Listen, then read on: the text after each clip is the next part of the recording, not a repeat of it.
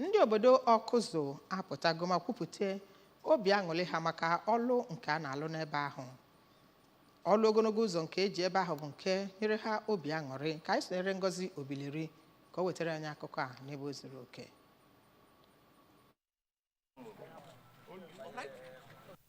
Ya bụ ụzọ nke si na Mkpu John Ogbo wee gawa ọgbọ Enugu Onitsha Express bụ oke ihe egwu nyere ndị Ivite Awkuzu n'ihi na ide na-agbani ya mgbe ọbụla. Ka ọ na-ekwu okwu na ya bụ ihe na-aganụ, otu n'ime ndị ndu Awkuzu, Pastọ Cyril Jideofor, kwuru na Gọvanọ Soludo bụ onye na-ejere ọha na eze ozi na-egekwa ndị mmadụ ntị. N'akụ nke ya, onye ọzọ sokwa na ndị ndu ya bụ obodo, Pastọ Favour Ofieli, kenere Gọvanọ Soludo maka ịgbatara ha ọsọ enyemaka. Ọ yọkwara gọvanọ ọ gbakwa mbọ lụọ ya bụ ụzọ Mkpu John Ogbo nke gabara Nkwọ Awkuzu n'ihi na agbatị nkịtị na ya bụ ụzọ ga-abụ nnukwu ọdachi. Onye ndu ndị ntorobịa na ya bụ obodo, Comrade Celestine Ụbammadụ, gosipụtara afọ ojuju ya ma kenekwa gọvanọ maka icheta ha. N'okwu nke ya, onye kọmishọna ahụ maka ọrụ na steeti a, Injinia Ifeanyị Ụkọma, kwuru na ya bụ ụzọ nke kilomita ya dị 2.1 bụ nke adịbụghị na amụma ha mara mana emecha tinye ya. Injinia Ụkọma kwukwara na onye ọrụ ngo na-alụ ya bụ ụzọ mechara belata akụkụ ụzọ ahụ bụ ebe iju mmiri